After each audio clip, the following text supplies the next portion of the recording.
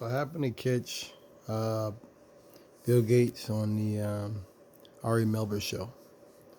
Don't catch him too often. I don't watch Abby. Or Ari, excuse me. Um, Bill Gates warned us about a pandemic back in 2015. And I felt when I was watching him anger. I felt an anger rising up in me.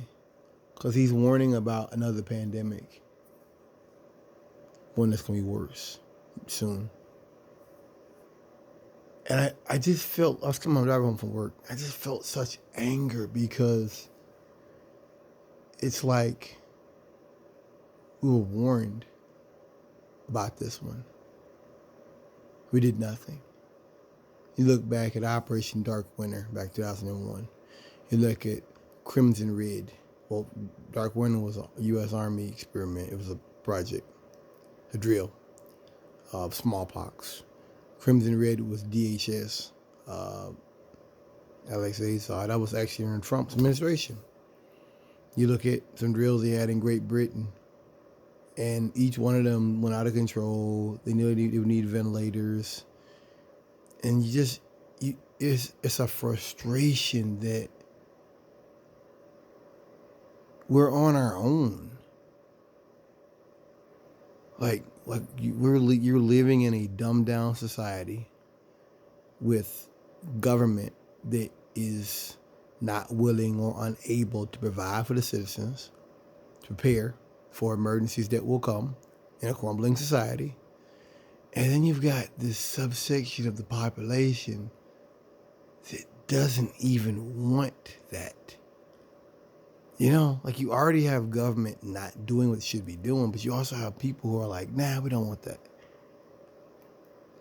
And I just felt this anger in me that things might be worse next time.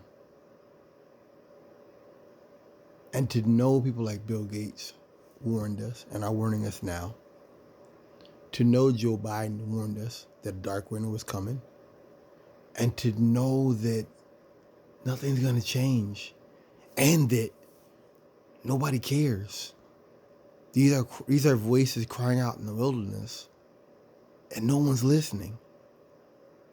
They just want to, like I said it before, I think more people are angry about the fact that some football games got canceled than the pandemic. I still believe that. I stand by that. I think people are more mad about the games than, it makes me so angry to understand this and to know this and to realize, and I've said it before, I lost faith in humanity. COVID, we lost faith in humanity. Oh, yeah. I'm embarrassed to be an American. I'm embarrassed the way Americans handled the pandemic. I've said this before that I don't believe going back in time and removing Trump would have stopped what happened. I think this is just anti-intellectualism. I think we're just living in a phase in America now that's just, we don't value science. We don't want legitimate politics. We want a rage-based politics. We have such a deep cynicism in America.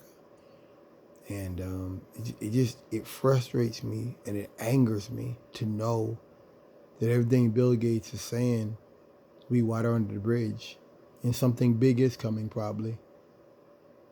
And it doesn't matter what Bill Gates says or does or anybody else says or does, because things won't change. Nothing will change.